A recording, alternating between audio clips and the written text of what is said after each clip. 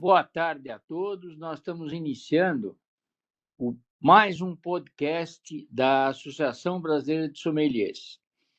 E hoje nós temos um convidado muito especial, que é o nosso fundador, além de ter outro convidado muito especial, que é o representante do sommelier de São Paulo na nossa diretoria, que é o Zé Eduardo.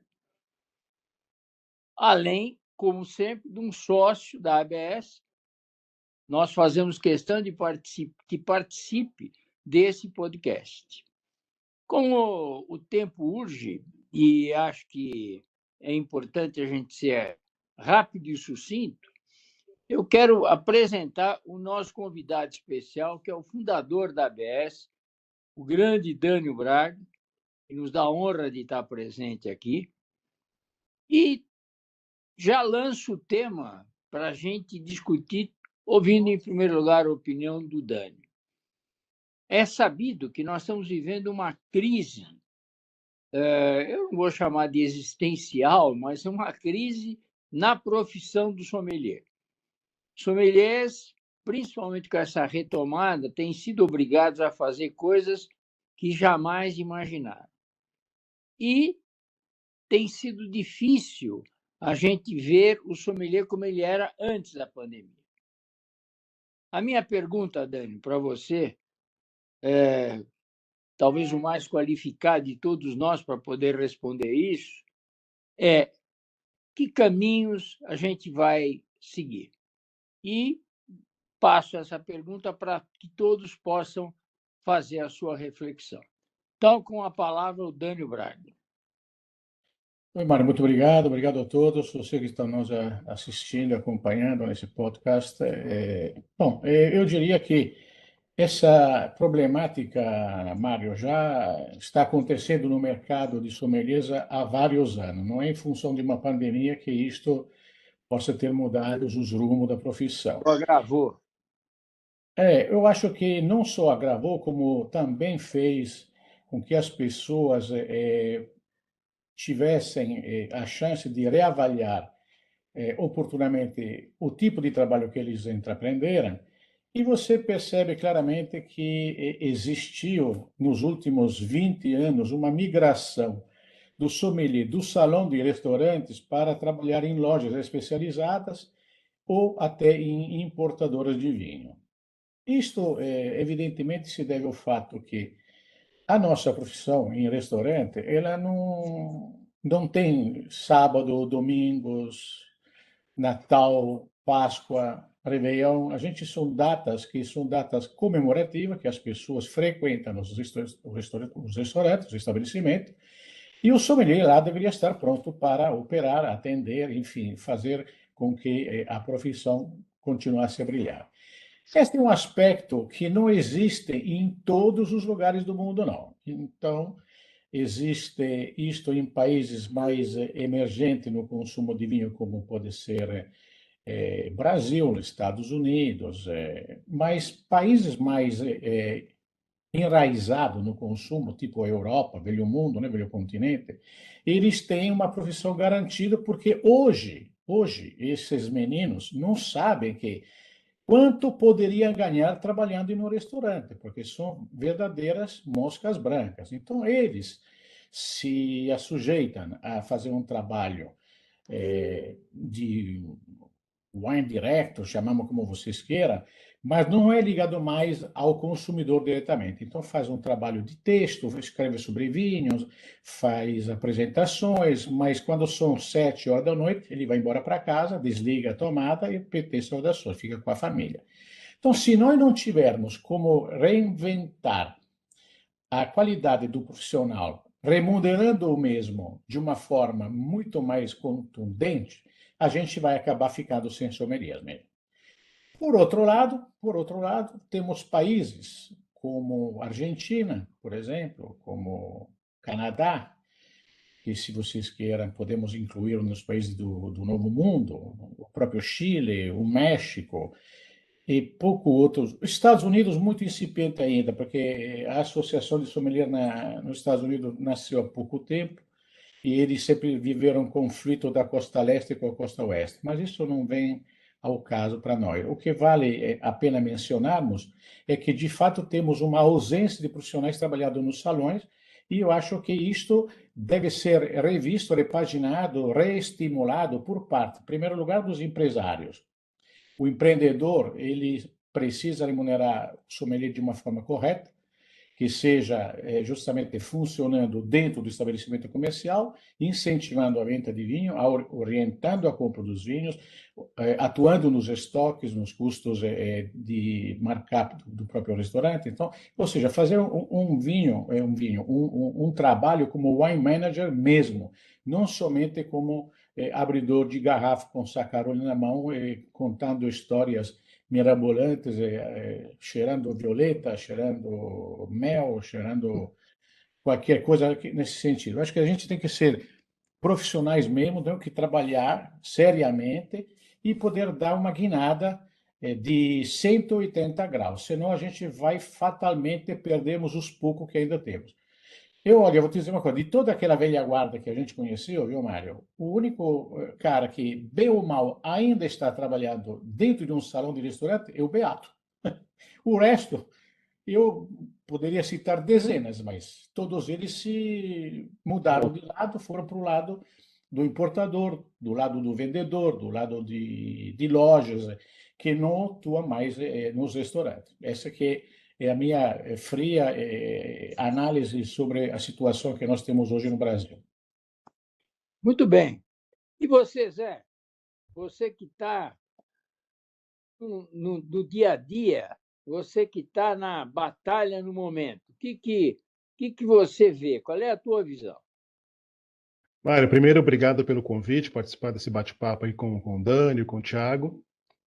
Atuando aqui no mercado paulista e algumas vezes até fora de São Paulo, eu corroboro tudo que o Dânio já disse e a avaliação que ele fez em relação ao mercado brasileiro.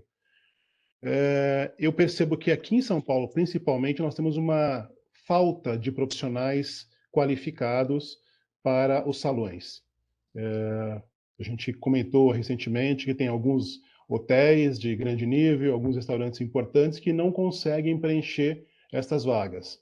E a identificação, o Dani já disse, parte aí de uma deficiência de remuneração, de uma pouca valorização desse profissional por parte de alguns empresários, e isso acaba causando uma migração desse profissional que está melhor qualificado para outras áreas. Então, ele acaba fazendo uma avaliação fria da dedicação que ele precisa ter de tempo, de estudo e tudo mais, para ir para o salão e não ser adequadamente remunerado. Então ele acaba migrando para a importadora, ou para as lojas, ou mesmo fazendo um trabalho de forma autônoma. Apesar de tudo isso, eu ainda sou um pouco otimista, né? Eu acredito que a gente consegue ainda fazer algumas inovações e trazer esse empresariado para o nosso lado. Uma ação que a gente tem feito aqui em São Paulo, que eu acho que pode dar bons frutos, é fazer essa ponte entre os profissionais em formação ou já recentemente formados com o mercado consumidor, que são os restaurantes e hotéis. E isso a BS de São Paulo está iniciando um trabalho de aproximação dessas duas pontas para valorização desse profissional e também mostrar para os empresários quanto ele pode fazer diferença no seu negócio.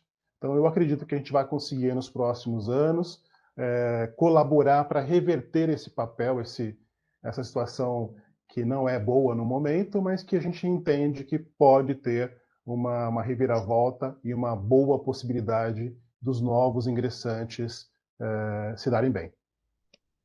Bom, falando em novos ingressantes, eu quero ouvir a opinião de um novo ingressante. E aí, Tiago, você assustou muito com o que o Dânio e com o que o Zé Eduardo falaram? Ou está animado? Não. Qual é a tua Boa tarde. visão? Desculpe, doutor, te interromper. Não, que é isso. Boa tarde a todos, muito feliz por esse convite aqui diretamente de Salvador. Apesar de concordar com tudo que Daniel falou e que Eduardo falou, há um pouco de diferença na questão do lidar, porque o mercado aqui, onde eu vivo, por exemplo, Salvador, por mais que seja uma cidade de 3 milhões de habitantes, e eu estou puxando isso um pouquinho para o meu lado, evidentemente, porque é o meu cenário, é um mercado muito pequeno. Por exemplo, aqui você visitar dois ou três melhores restaurantes da cidade, você não vai encontrar um sommelier no salão o tempo inteiro. É muito difícil que isso aconteça. Na verdade, o que a gente vai encontrar é aquele garçom que se destaca e que é colocado para ser o abridor de vinho, como o próprio Dânio falou. Eu confesso que eu acho que a nossa profissão é reconhecida por aquela imagem que a gente tem, isso as pessoas em geral têm, quando fala sommelier, vem aquela imagem da pessoa trabalhando realmente no salão de um restaurante, né? E eu acho que essa profissão, eu acho que ela é reconhecida por isso e eu acho que ela deveria iniciar por isso. Por que eu digo isso, iniciar, e porque a minha visão difere um pouquinho da questão de vocês? Rapidamente falando, a minha segunda formação foi em gastronomia. Eu formei primeiro em publicidade, depois formei em gastronomia e fui estudar gastronomia na Espanha. Então eu fiquei muito tempo no salão, ou no salão, muito tempo na cozinha, então acompanhando o que as pessoas fazem no salão. E aí quando o Dani estava falando dessa questão das horas dos finais de semana, do feriado, das coisas, minha esposa, por exemplo, quando eu disse para ela que ia realmente parar com as questões dos meus negócios, da minha família, de tudo, para voltar para essa questão de gastronomia e de vinho, a primeira coisa que ela disse foi isso. Mas vai trabalhar de noite, mas vai perder de noite, não vai poder viajar, não vai poder fazer aquilo. Então, eu sou mais direcionado um pouco para esta parte eu gosto muito de escrever, né? Minha primeira formação é comunicação. Então tem muito a ver, parece que é por causa dessa onda de que está todo mundo pegando aí de internet e de blogueiro e disso tudo. Mas eu acho que é um filão interessante que pode ter, até porque é aquela questão do sapato, né? Quando você chega num lugar que tem muita gente calçada, um diz, vai lá vender sapato, outro não vai vender sapato. Mas eu acho que tem muita gente falando, como o Dr. Mário diz nas aulas, por exemplo, muita gente falando muita besteira de vinho e que precisa de gente realmente fundamentada e que estude. Eu sou muito caxias nas minhas coisas para buscar, para procurar, para fazer. Mas eu acho que o primeiro passo realmente é o salão. Eu acho que não tem como sair um sommelier, ou um professor, ou um blogueiro, ou o que quer que seja, saindo de um salão. Mas que o nosso país, por ser tão grande, os universos são tão distintos. Eu vou muito a São Paulo por causa da ABS. A gente senta num restaurante em São Paulo, a gente senta num restaurante em Salvador, a gente senta num restaurante em Recife, que eu acho até mais vanguardista do que Salvador. A profissão é tratada de forma diferente. Então, eu acho que a ABS tem esse papel importante nessa questão da gente começar a enxergar a profissão de uma forma mais coesa, com alguma regulamentação, alguma coisa. Mas chega a ser triste, até por acompanhar tanto essas coisas, de ver tanta gente falando tanta coisa de vinho que você. Eu já não discuto mais, eu já não falo mais. Às vezes eu sentei aqui no restaurante há pouco tempo atrás com minha esposa. E um desses sommeliers, né? Sommelier, a gente entrou sommelier, ofereceu para minha esposa, que disse que gostava de um chirrar para tomar, para comer harmonizado com um peixe da Amazônia, não me lembro agora qual. Então, Pirarucu. Pirarucu. e eu disse, o negócio está bem complicado. E aí a gente tem que ir aceitando, porque senão somos pedantes e somos mais. Não, Enfim, não acho tem. que não sei se fiz Uma coisa entender. que eu queria acrescentar, viu, pessoal?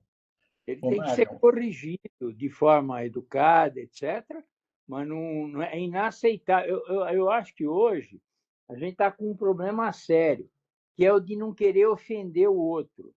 Eu acho que você não precisa Tem isso. ofender o outro. Só que é o seguinte, ele continua sendo certo ou errado.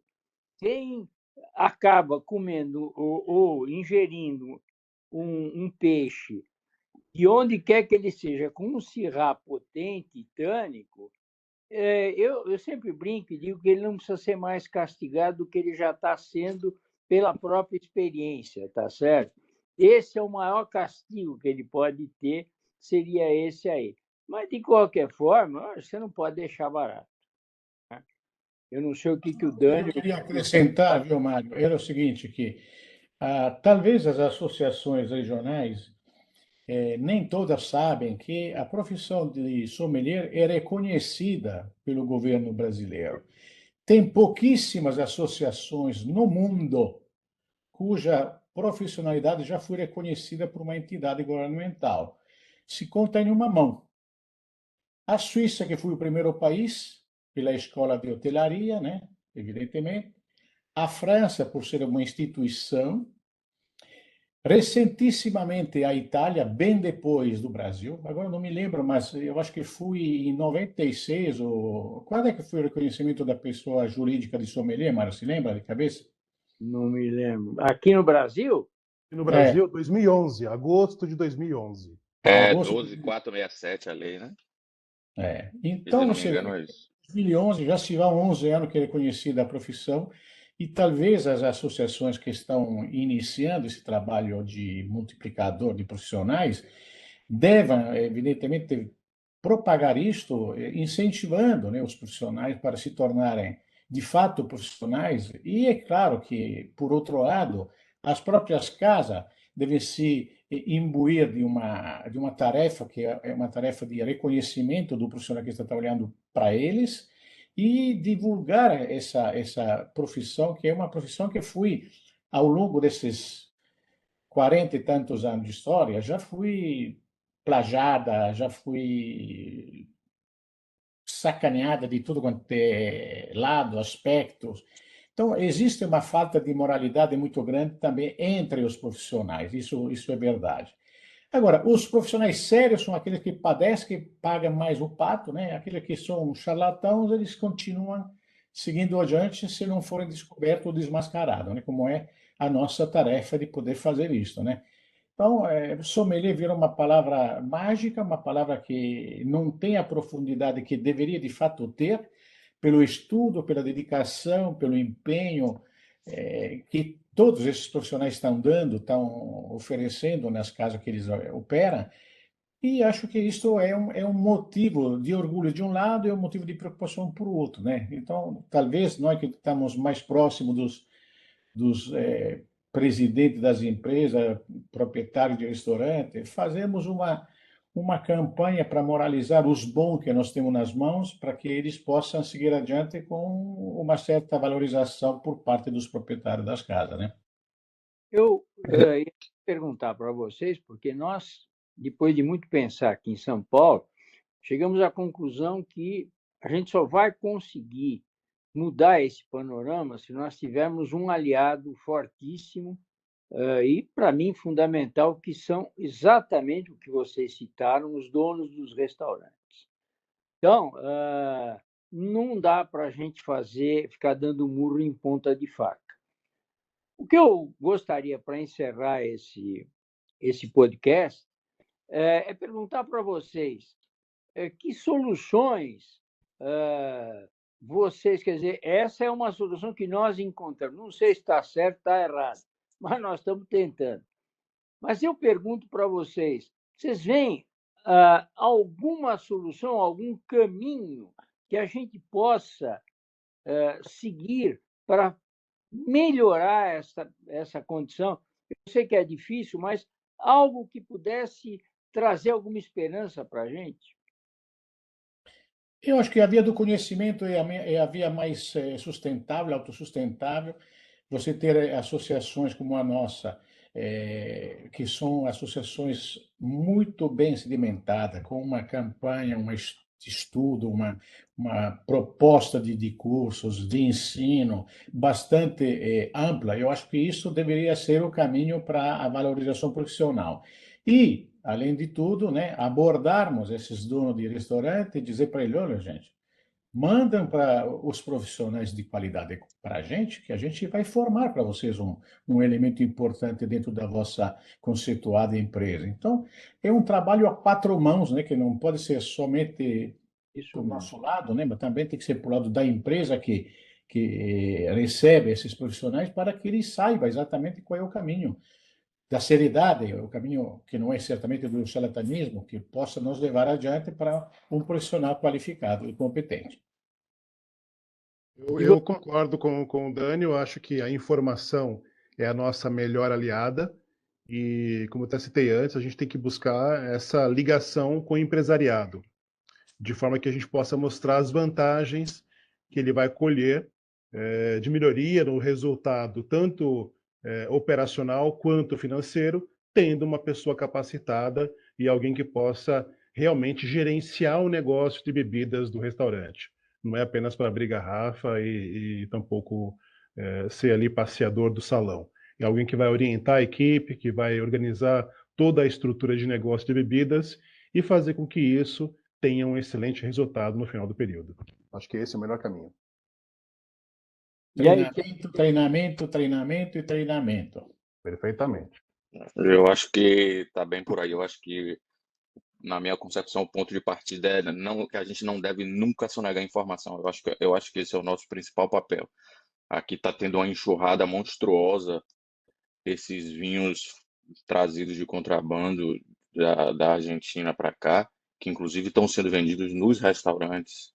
Isso é um absurdo. E, inclusive, um homônimo meu, que eu não conheço, me ligaram perguntando se era eu que estava vendendo os vinhos. Chegou a ter um ruído aqui, eu nunca vendi um vinho. Nossa. As pessoas estão. É isso, só querem esse vinhozinho de 2 nomes da Argentina e acham que é o famoso, que é aquele bonito para se tirar foto e para postar.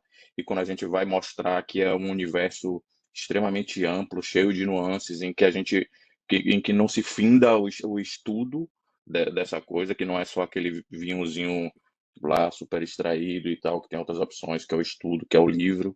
E cursos rápidos, para mim, também são uma pedra no sapato, porque fala de forma muito rasa e as pessoas acham que ficam sabendo de vinho para poder querer postar foto, tirar foto desses vinhos famosos e para achar que estão bebendo vinho porque são os vinhos de grife, né? Eu acho que é o nosso papel realmente. Eu acho que é a única opção na minha es- pouca experiência da área é o conhecimento, é livro mesmo, e não só gente que vai fazer curso de vinho para ficar bebendo vinho enquanto está estudando. Não é só beber o vinho, né? Acho que eu acho que você falou uma grande verdade. É muito fácil beber o Brion. Difícil é beber aquele Cabernet Franc que vem do interior do Rio Grande do Sul, para você poder opinar e orientar quem está fazendo para que ele faça melhor. Agora, beber vinho bom, todo mundo gosta e quer, né?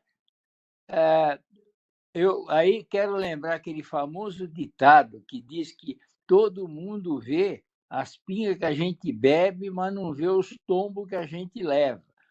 Ou seja, para você tomar um vinho bom, tem que ver quanto vinho ruim você bebe também. E a gente tem que estar preparado. Centenas e centenas e centenas de vinhos ruins.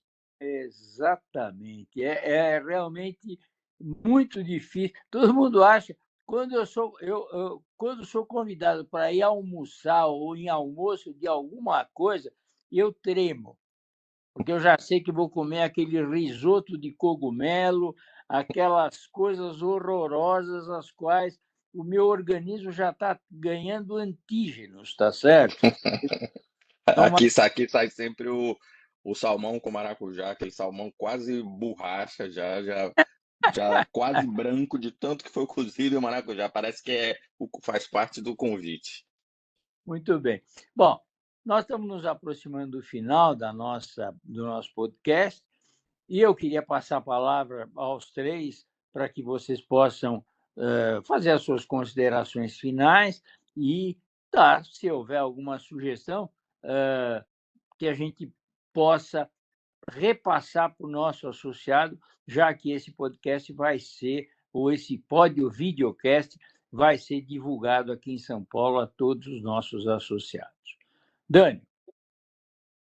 Olha, a minha consideração final de hoje, desse primeiro capítulo, que é um capítulo que não tem fim, né? Porque é um assunto que tem uma data para começar e não tem uma data para terminar, por causa da profundidade da essência da ABS, inclusive. Eu acredito que disseminando o conhecimento, tratando bem as pessoas competentes e tratando de forma menos bem pessoas que são charlatãs, separar o mundo, joia do trigo, é um dos caminhos importantes que nós profissionais podemos e devemos fazer. A gente conhece a existência de muitas pessoas que, quando me perguntam, me pedem para participar de alguma coisa, eu fujo como o diabo da cruz, entendeu? Invento história para não valorizar aquele trabalho com pouca profundidade que está sendo feito. E todo mundo está com uma cabeça que quer se mostrar, que quer aparecer, então as pessoas aparecem, falam coisas e sem um conhecimento de base. Então, o charlatanismo tem que ser banido com a maior urgência possível das nossas telas.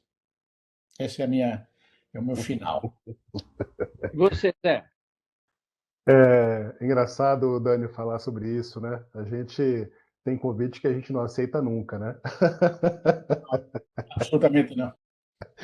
É, do meu lado aqui, Mário, eu acredito que a gente tem que fazer dois esforços. O primeiro é consequência do que o Dani falou, que é aproximar essas boas pessoas das ABSs.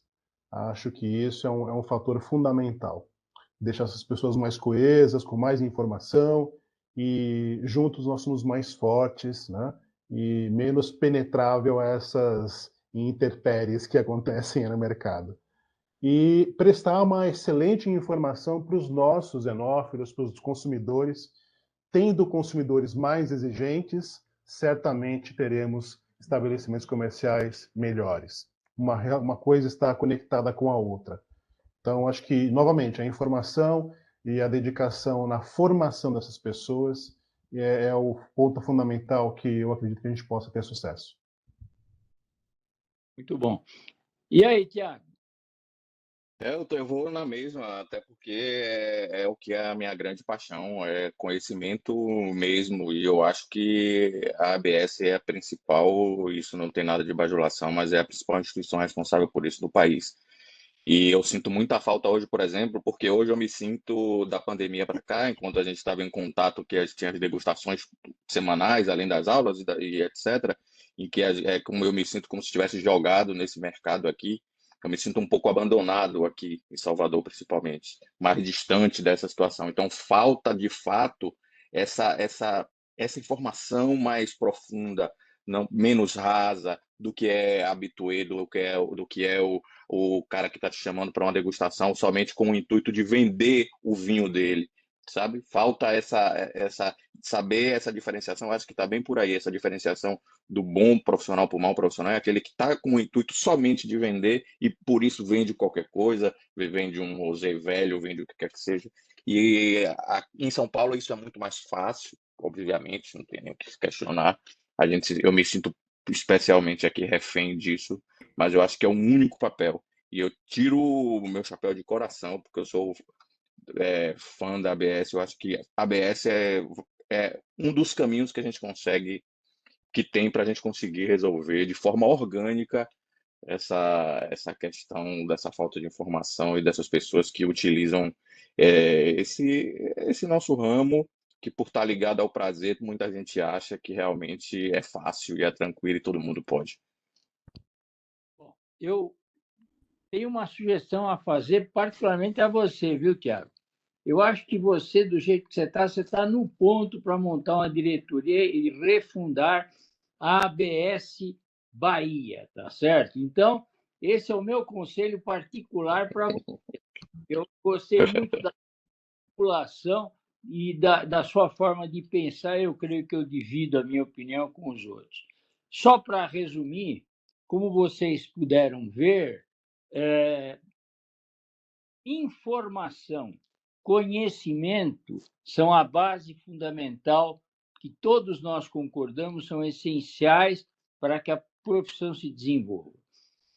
Comunicação, principalmente com os donos dos restaurantes e entre nós, e até um certo desapego que a gente tem que ter, um certo altruísmo para pensar que talvez a gente não vá colher. No passado, só quero lembrar uma pequena história. No passado, quando nós começamos a ABS aqui em São Paulo, e o Dani é testemunha disso, panorama era horroroso. Você não encontrava uma casa que tivesse um copo decente para servir vinho. 20 anos depois, 30 anos depois, o que foi que mudou?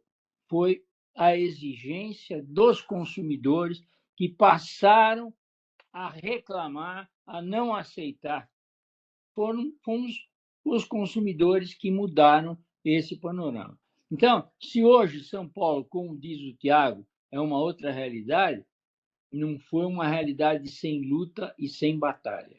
Quer dizer, tudo bem, a gente tem o potencial, mas é necessário a vontade e é necessário, como eu disse, esse desapego.